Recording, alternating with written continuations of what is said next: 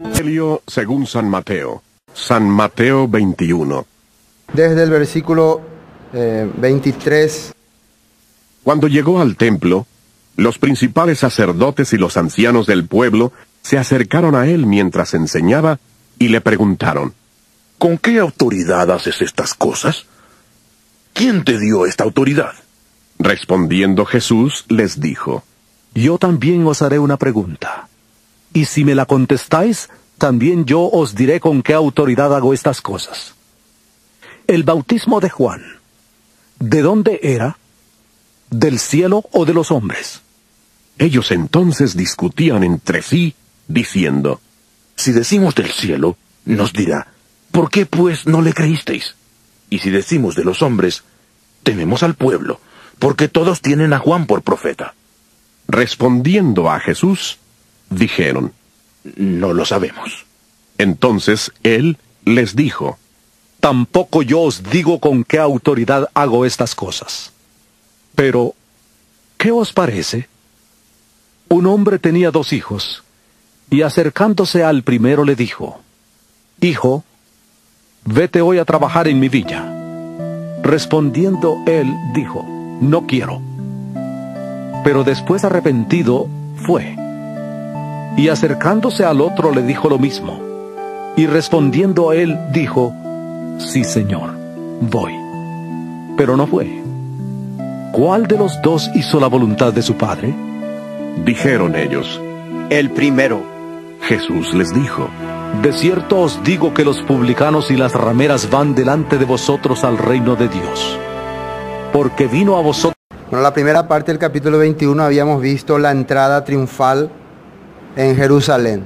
Y hemos visto que Yeshua mandó traer un pollino atado y dijo que lo necesitaba. El culto pasado hemos visto que ese pollino representa nuestra vida, representa a Efraín que se perdió entre las naciones. Eso estaba escrito en Oseas, que fue como asno montés, ¿no? Y que la única forma de entrar nuevamente a la tierra prometida, a la Jerusalén celestial sagrada, es a través del Mesías. Hoy también hemos visto nosotros en Devarim, de Deuteronomio, que Moisés le estaba encargando a Yehoshua, a Josué, para poder introducir al pueblo en la tierra prometida y darle su heredad. Quiere decir que Moisés llegó hasta un punto. Nosotros sabemos la representación. ¿Moisés qué representa? Moisés representa la Torá, la ley, las instrucciones que Dios le dio al pueblo. ¿Qué fue lo que ocurrió? Acá vamos a ver algo bien claro. Moisés recibe las instrucciones. Antes de recibir las instrucciones, Moisés habla con el pueblo. ¿Ustedes quieren o no quieren ser pueblo especial de Dios? ¿Quieren ser su especial tesoro o no? Ellos que contestan: sí, queremos. Todos querían. Bueno, Moisés va, recibe las instrucciones, baja, y ellos estaban adorando el becerro de oro. Quiere decir que después de haber escuchado la voz de Dios, ellos ya habían transgredido el mandato de Dios. Y finalmente Moisés rompe las tablas de la ley, los 10 mandamientos, y da a elegir quién quiere servir a Dios. Hasta ese momento él sacó a todos los israelitas y todos estaban para servir a Dios, todos los primogénitos. Pero ahora da a elegir quién quiere. Es como que alguien les diga: ¿quién ahora quiere ser parte para servir al Evangelio? Y los que quieren se levantan, y los que no quieren se quedan. Le da la opción. Esa es la segunda parte del trato. Ya no es más todos, sino quién quiere. ¿Y quién se levantó en ese lugar? Los levitas, dice. La tribu de Leví. Los líderes de Leví. Entonces desde ese momento ellos fueron consagrados como servidores de Dios, para servir en el templo, en el tabernáculo de ese momento. Bueno, pero ¿qué pasó? El pueblo durante los 40 años que pasaron en el desierto, por haber transgredido la Torá, por haber transgredido la ley, fueron muriendo poco a poco.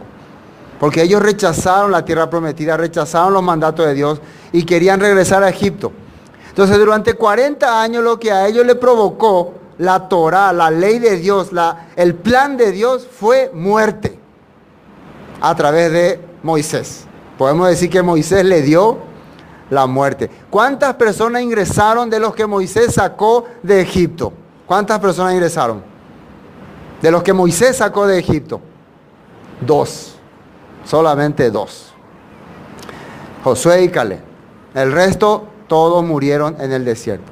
Pero entraron sus descendientes, una nueva generación.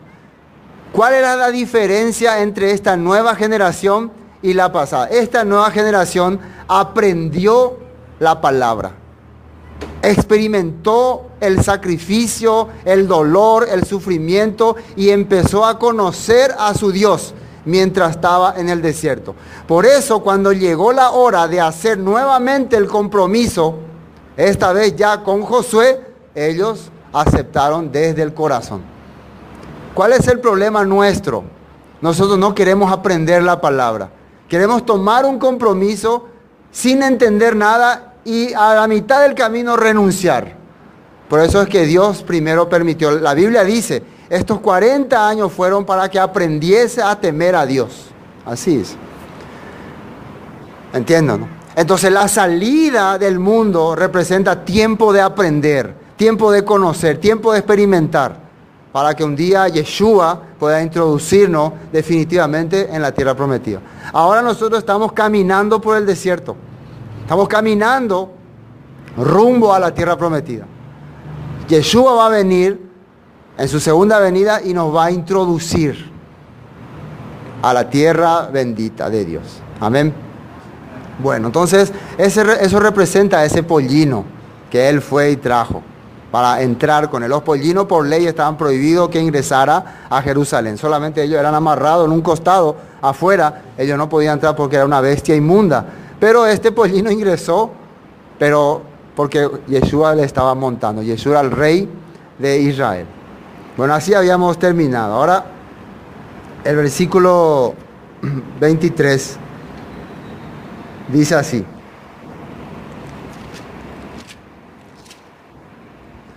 Cuando vino al templo, los principales sacerdotes y los ancianos del pueblo se le acercaron a él mientras enseñaba y le dijeron, ¿con qué autoridad haces estas cosas?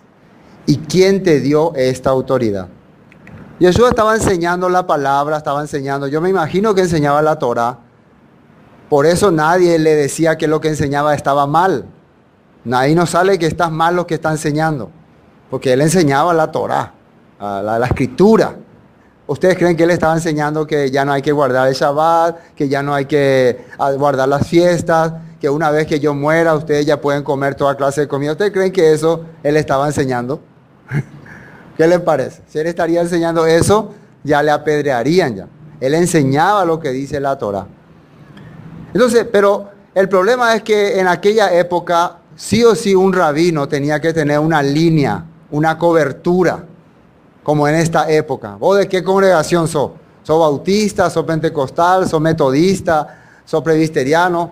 Vos tenés que pertenecer a una cobertura para enseñar. Ahora, hoy en día también en este tiempo también es así.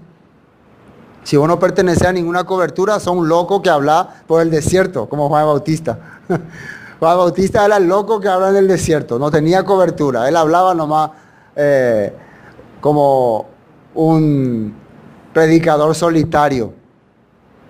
Y entonces le preguntan, no me digas que vos sos otro Juan. Porque si no, en aquel entonces había dos grandes ramas, que era la de Gilel y la de Shammai. Dos escuelas rabínicas muy grandes. Estaba el grupo de los saduceos, fariseos y otros grupos. Entonces ellos le preguntan, ¿cuál es tu autoridad? ¿Quién es tu autoridad? ¿Quién es el que te instruye? ¿De dónde viene tu corriente, tu doctrina? Algo así le preguntan, ¿no? ¿Quién es tu maestro? Hablan de jefe. Siempre la gente quiere saber eso. ¿Qué le responde Yeshua? ¿Con qué autoridad hace estas cosas? ¿Y quién te dio esta autoridad? 24. Respondiendo Yeshua les dijo, yo también os haré una pregunta. Y si me la contestáis, también yo os diré con qué autoridad hago estas cosas. Era muy normal entre judíos preguntarse y preguntarse. Es normal. Nosotros también. Si somos personas que nos interesa la palabra, es normal que preguntemos. ¿Por qué en la Biblia en tal parte dice tal cosa así? ¿O por qué ustedes enseñan estas cosas si eso no está en la Biblia? Cosas así. No hay que tener miedo para preguntarse, claro, sin nunca ofenderle a la persona. Siempre preguntando nada más.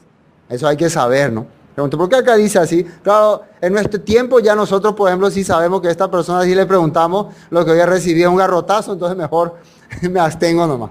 ¿Sí o no? Porque ya el nivel de confrontación actual de las personas no está preparado como estaba en aquel tiempo o como están los judíos. Los judíos están preparados para que le haga vos todas las preguntas que quiere. Ellos no se van a enojar aunque vos le decís, ¿por qué ustedes son malditos y no creen en Yeshua, no creen que Él es el Salvador? Le preguntas así, no se va a enojar. Te va a reír, te va a mirar, acá dice así, te va a empezar a hablar, te va a dar su argumento, ¿no? Pero a nosotros si nos dice, ustedes son personas que creen en un Dios, un ídolo, y Jesús nunca existió, ya le mandamos al infierno, ya ese eres un hereje, te vas al infierno, judío, ustedes lo mataron a Jesús con razón, Hitler lo quemó a todo. Ya nosotros le empezamos a echar maldición.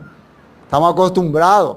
Cuando alguien no acepta mi teoría, mi doctrina, ya le echamos todas las maldiciones a vida y por haber.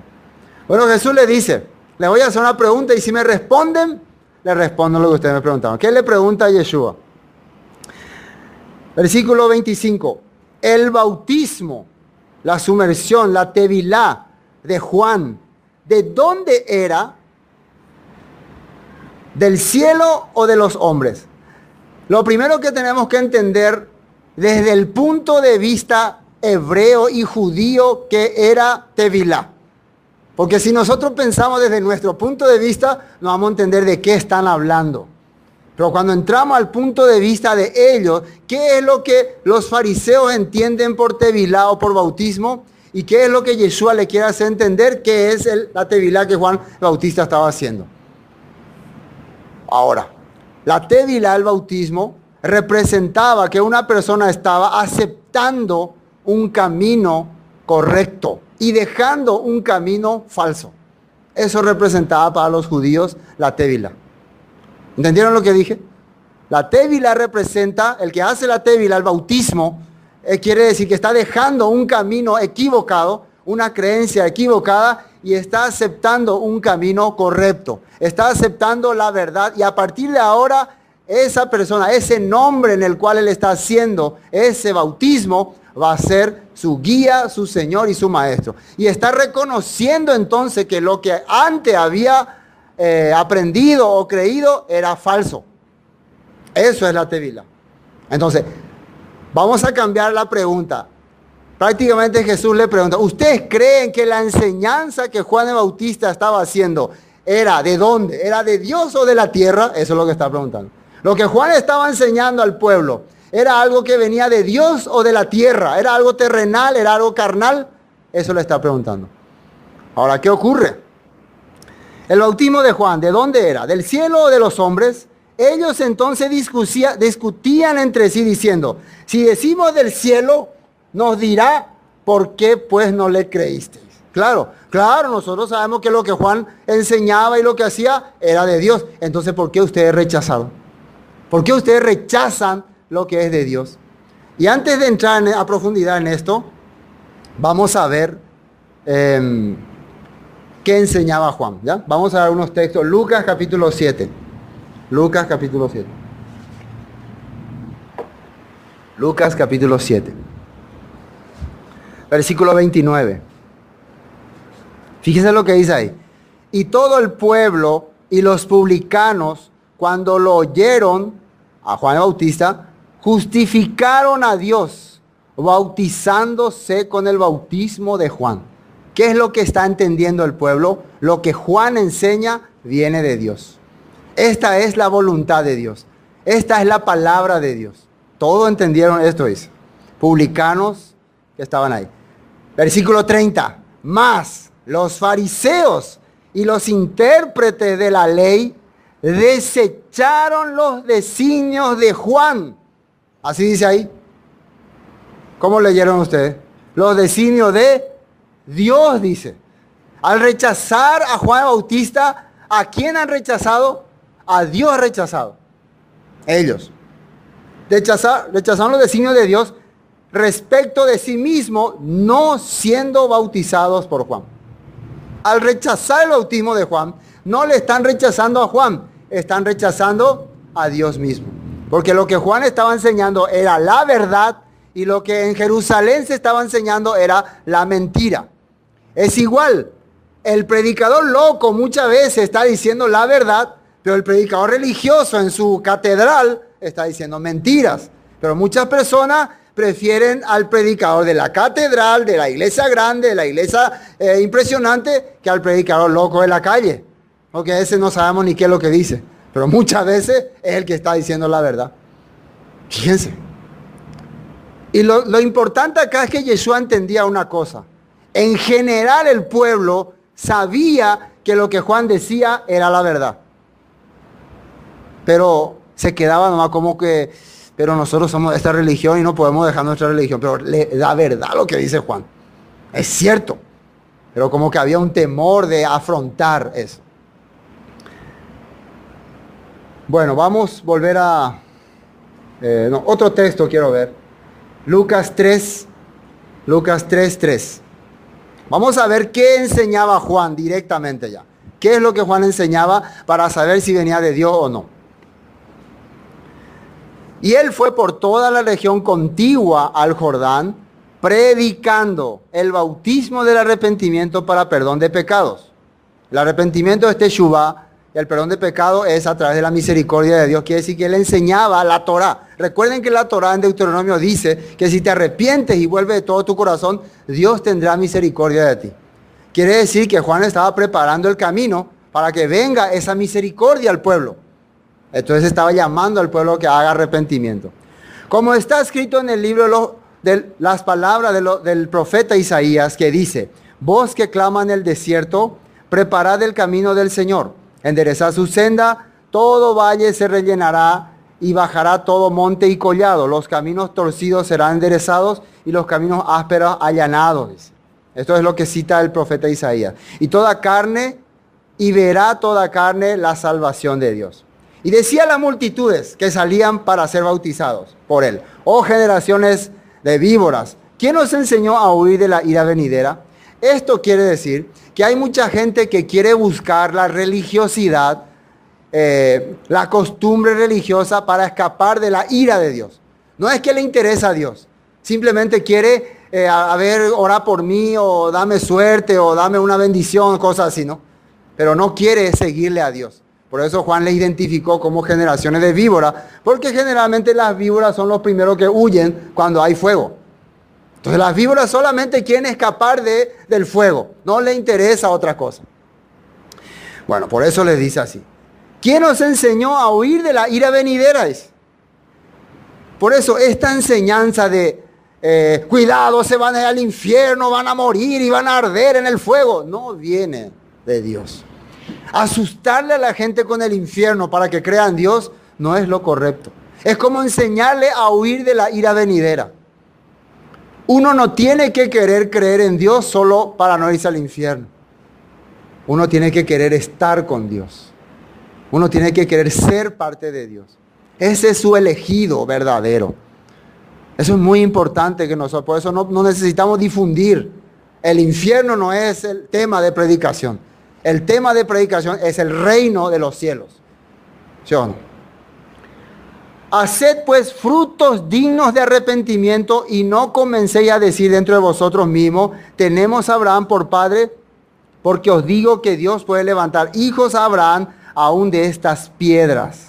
¿Qué quiere decir? Que se note el cambio en tu vida y no empiece a decir: yo soy hijo de Dios, yo como voy a la iglesia, yo ya soy justo, santo, perfecto, yo ya recibí la salvación, yo ya. Pero cuando observamos tu vida, cuando observamos tu andar, tu caminar, tu hablar, no hay nada digno de arrepentimiento. Eso Juan le está diciendo. Esta es la enseñanza de Juan que está enseñando. Versículo 9. Y ya también el hacha está puesta a la raíz de todos los árboles. Por tanto, todo árbol que no da buen fruto se corta y se echa al fuego. Fruto es nuestro cambio de vida.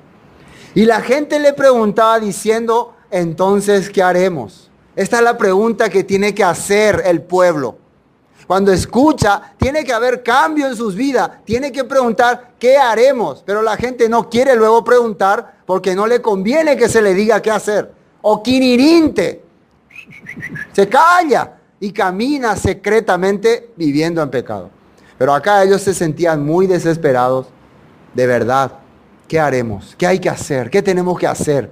¿Cómo tenemos que vivir delante de Dios según la Torá? Eso es lo que tenemos que preguntar. ¿Qué dice la Torá acerca de mi vida? ¿Qué dice la Torá acerca de mi conducta, de mi comportamiento? ¿Hay palabra para mí? Eso tiene que ser mi pregunta. ¿Qué haremos? Respondiendo les dijo, el que tiene 2 túnicas, dé al que no tiene. Ese es el sentido de compartir. Vos tenés de más, busca a quien no tiene y compartirle un poco. Si te sobra algo, no vaya a llenarte demasiado. Tener el corazón de compartir con otro. Eso dice la Torá. Después, al que no tiene. Y el que tiene que comer, haga lo mismo. También comparta su alimento. Vinieron también unos publicanos para ser bautizados y le dijeron, maestro, ¿qué haremos? ¿Y quién eran los publicanos? Los cobradores de impuestos. Los que exageraban, los que robaban, los que estafaban al pueblo, los que cometían delitos fiscales, delitos, ¿cómo se puede llamar? Delitos tributales, delitos contributales, todo tipo de delitos. Todos los delitos que ustedes conocen que se hace, esos eran los publicanos, los más famosos en cometer delitos al pueblo. Y miren, ellos también venían, nosotros también, ¿qué haremos? Juan podía decirle, ustedes ya están condenados al infierno, váyanse de acá. ¿Sí o no? ¿Qué le dijo a ellos que tienen que hacer? No le dijo que no cobren los impuestos. No le dijo, no cobren más impuestos, no le dijo eso. Fíjense, quiere decir que si está establecido, si estamos viviendo sometidos bajo un régimen, bajo un país, tenemos que pagar los impuestos. No podemos escapar de eso. Tenemos que pagar los impuestos, si hay que pagar. Aunque sabemos qué se hacía con esos impuestos. ¿Qué hacía Roma con esos impuestos? Usaba para sus deleites, para sus emperadores. Pero bueno, ¿qué dice acá? Él les dijo, no exijáis más de lo que os está ordenado. Simplemente, no cobren de más. Cobren lo correcto, cobren lo justo. Eso nada más. Y ya es suficiente, ya están en el reino de los cielos ellos. Qué sencillo, ¿verdad? Porque en la Biblia dice, en la Torá dice que no hay que robar, no hay que estafar. Los jueces no deben recibir soborno, dice. Eso está escrito en la Torá. También le preguntaba a unos soldados diciendo, ¿y nosotros qué haremos? Y le dijo, no hagáis extorsión a nadie, ni calumniéis y contentaos con vuestro salario. Quiere decir, si vos decidiste ser soldado para servir a tu país, aceptar lo que te paga tu país, aunque no sea mucho, ¿no? Pero si vos decidiste ser soldado, bueno, aceptar ese servicio. Eso está diciendo. Y no utilice tu posición de soldado para extorsionar a las personas, para amenazar. No utilice tu autoridad para estar encima de otro. Bueno, 15. Como el pueblo estaba en expectativa, preguntándose todo en sus corazones si acaso sería él el Cristo, respondió Juan diciendo a todos, yo a la verdad os bautizo en agua, pero viene uno más poderoso que yo, de quien no soy digno de desatar la correa de su calzado. Él lo bautizará con Espíritu Santo y fuego, su aventador está en su mano, y limpiará su era y cogerá su trigo en su granero y quemará la paja en el fuego que nunca se apagará. Con esta y otras muchas exhortaciones anunciaba, ¿qué dice ahí? Las buenas nuevas al pueblo. Esto es las buenas nuevas. Anunciar el amor, la igualdad, la orden, la vida correcta a las personas. Ahora, Yeshua le está preguntando, ¿lo que enseñó Juan era del cielo o era de Dios? Cuando se refiere a era del cielo, ya el judío entiende que se refiere a venía de la Torá o de enseñanza de hombre. Ellos ya entendían eso. Cuando se refería a enseñanza del cielo, se refería a la Torá. Por eso ellos a la Torá le llamaban el libro azul, el libro del cielo, el libro celestial. Entonces, ellos que dijeron, si decimos que era de los hombres, la gente no apedreará porque la gente sabe que lo que Juan enseñó era del cielo. Y si decimos que era del cielo, No van a decir, ¿y por qué ustedes le rechazaron? ¿Qué vamos a decir? Estamos entre la espada y la pared. No podemos responder. Vamos a volver a... Volvamos a...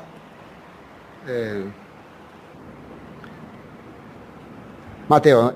El bautismo de Juan, ¿de dónde era? 25. ¿Del cielo o de los hombres? Ellos entonces discutían entre sí, ¿no? Aquí está diciendo. Versículo 26. Y si decimos de los hombres, tememos al pueblo porque todos tienen a Juan por profeta. Todo el mundo sabe que lo que Juan enseñaba era la verdad. Decir que Juan enseñaba mentira es como contradecir la Torah. Y ellos saben eso. Respondiendo a Jesús le dijeron, no sabemos de dónde Juan enseñaba. ¿No lo cual? Bueno, él también le dijo, yo tampoco digo con qué autoridad hago estas cosas. Eso saben qué quiere decir, ya que ustedes no me demuestran que dependen de la Torah, yo tampoco tengo por qué rendirle cuenta a ustedes. Ustedes no pertenecen a la Torah. Ustedes no son emisarios de Dios. Eso le está diciendo. Le está quitando la autoridad en ese momento. Al no responderles, yo tampoco les respondo, que ustedes no tienen autoridad para preguntarme. Ustedes no, porque ellos le preguntan, ¿con qué autoridad? Como si ellos tuvieran una autoridad. Claro, ellos tienen autoridad de sus rabinos. Pero acá Yeshua ha cambiado la autoridad celestial, ustedes no tienen.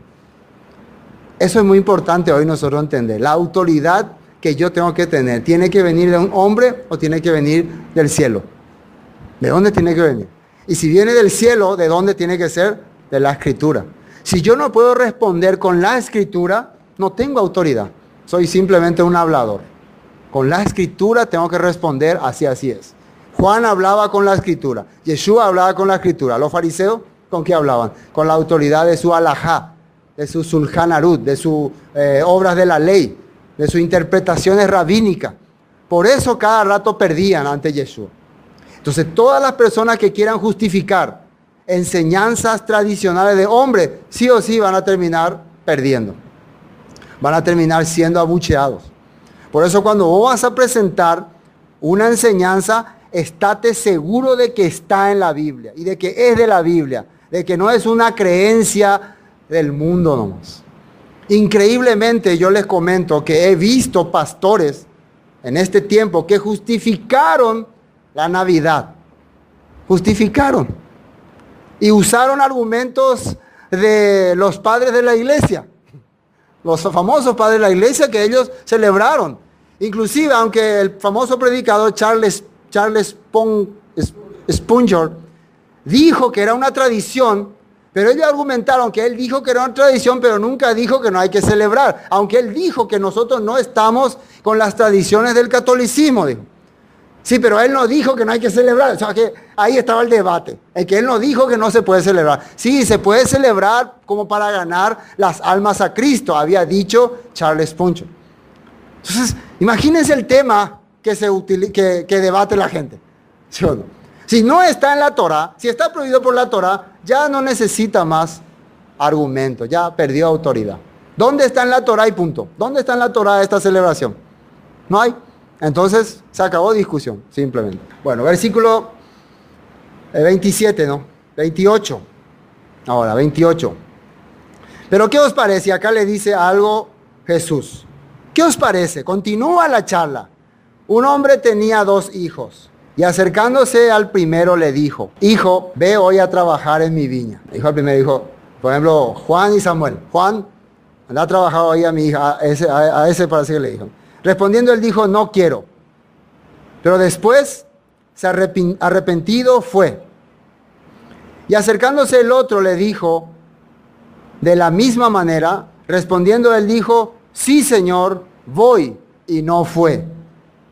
¿Cuál de los dos hizo la voluntad de su padre? Dijeron ellos, el primero. Jesús les dijo, de cierto os digo que los publicanos y las rameras van delante de vosotros al reino de Dios.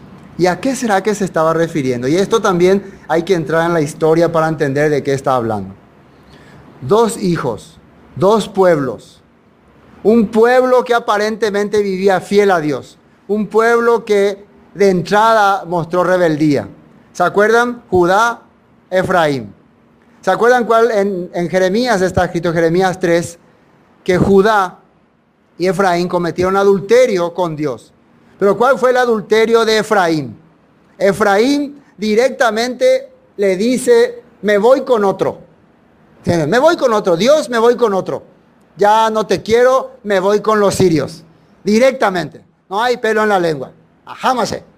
Oh. Pero Judá, que le dice, tú eres mi único amor. Solo a ti te serviré. Pero mientras, Cañijape le trae al otro. No sé si me entienden. Cañijape. Ahora no está. Eyú. Le mete al amante. Y ahí pregunta, ¿quién hizo peor? Pregunta. ¿Quién creen ustedes que hizo peor? ¿Efraín o Judá? Judá siempre con la Torá, con el templo, con los sacrificios. Oh Dios, Elohim, Baruch atá. Y Efraín ahí adorando ídolo, dando becerro, ahí celebrando carnaval. ¡Yuhu! Pero Judá, atrás del templo tenía sus ídolos. Cañijape adoraba a otros dioses. Por eso Dios decía, Judá es peor que su hermana Efraín. Peor. ¿Por qué? Finge, demuestra falsedad. La misma historia se repite en el hijo pródigo. El hijo menor dice, padre, dame todos mis bienes y me voy de acá. Demuestra su rebeldía. Pero el hijo mayor se queda a trabajar con el padre, pero con un corazón de resentimiento. Yo parezco un esclavo. Yo tengo que trabajar todos los días. Mi hermano vago se va allá. Y mi papá, mirá mi papá. Hola hijo, ¿cómo está? Bien nomás papá, tranquilo. ¿Y cómo el trabajo? Todo bien. Pues se va el papá. Ay ya, no me da ni para ni un cabrito para gozarme con mis amigos. Murmurando en su corazón. Pero mostrando una cara alegre. Una cara de servidor. Ese era doble pecador. ¿Están entendiendo? Ese no estaba haciendo la voluntad de Dios. Aparentaba que hacía la voluntad de Dios, pero realmente era falso, hipócrita. Y ahora Jesús le está diciendo esto, justo a esto que le están preguntando, ¿con qué autoridad hace estas cosas? ¿Con qué autoridad? Ellos aparentemente están sirviendo a Dios. Pero esos publicanos, esas rameras, aceptaron el bautismo de Juan, aceptaron que la enseñanza de Juan venía del cielo. Ellos están caminando por delante de ustedes porque ellos entendieron su maldad y están arrepintiéndose, pero ustedes encubriéndose con su religiosidad, están viviendo una vida hipócrita y falsa. Eso le está diciendo. Duro, ¿no? Por eso no hicieron la voluntad de Dios. Estos publicanos, estas rameras, están delante de ustedes en el reino de los cielos. Eso es muy importante. Por eso nosotros tenemos que escapar de la religiosidad. ¿Qué es la religiosidad? La persona que durante mucho tiempo aprendió doctrinas, enseñanzas que se quedaron en su cabeza, pero que nunca investigó si vienen o no vienen de Dios. Y ya se queda viviendo así, aparentemente. Entonces, lo que hace es empieza a menospreciar a otros. Eso. Por eso nosotros tenemos que atender a no caer en la religiosidad. Lo primero que el religioso hace es menospreciar a otro. Es tenerle en poco a otro. No, estas personas no quieren escuchar a Dios. No, estas personas son pecadores. Yeshua con ellos andaba, con ellos caminaba. Porque ellos le escuchaban, ellos le creían, ellos le necesitaban. Eso es. El religioso no le necesita a nadie. El religioso cree en sí mismo, cree que está bien con Dios, cree que él hace bien las cosas con Dios. Entonces anda su propia vida tranquilo, juzgando a otros. Eso Yeshua nos está enseñando. Ese era el pueblo de Judá. Por eso los judíos, los gentiles no podían acercarse al templo de Jerusalén porque había una puerta que prohibía. Decía ahí, si un gentil pasa aquí, va a morir. Entonces ellos que querían venir a alabar a Dios desde afuera nomás. Desde afuera. Había muchos gentiles que querían venir a servir a Dios. Y cuando Yeshua entró y hizo Sarambí en el templo, ¿qué dijo? Mi casa será llamada casa de adoración y adoración para todos los pueblos, dice. Pero ustedes le hicieron cueva de ladrones. Ustedes cerraron las puertas a la gente que quiere buscarme. Ustedes, hombres religiosos. Sí le hablo. Muy duro, ¿no? muy duro. Bueno, ¿cuál de los dos hizo la voluntad de su padre? Dijeron ellos, el primero. Jesús les dijo, de cierto os digo, que los publicanos y las rameras van delante de vosotros al reino de Dios. Porque vino a vosotros Juan en camino de justicia y no le creísteis. La palabra justicia es la verdad, es hacer lo correcto, es hacer lo que a Dios le agrada. Camino de justicia quiere decir, Juan les enseñó a ustedes lo que a Dios le agrada y ustedes le rechazaron. Pero antes me falta. Entonces, ¿cómo ustedes pueden decir que le están queriendo seguir a Dios? Si yo les enseño a ustedes a hacer las cosas que dice en la Biblia, que Dios quiere, y ustedes rechazan, entonces, ¿qué se puede hacer más? No, no me importa. Pero acá dice que este es el camino correcto. Acá dice que lo que vos estás haciendo no es correcto, pero a mí me gusta hacer esa cosa. Y bueno, eso es lo que hacían ellos. Juan le enseñó el camino correcto. Ellos querían hacer camino incorrecto. Y no le creísteis, pero los publicanos y las rameras le creyeron. Y vosotros, viendo esto, no os arrepentisteis después para creer. Aunque vieron que estos publicanos que vivían estafando al pueblo, que estas rameras que estaban cometiendo un pecado conforme a la Torá, se arrepintieron, cambiaron sus vidas, pepen de corazón ataiti, duro. Son duros de religiosos. Estamos hablando de los religiosos. No me importa. No le pueden creer. Ahí Yeshua le estaba hablando. Esto es todo ahí en el templo, la confrontación. Imagínense la cara de estos fariseos.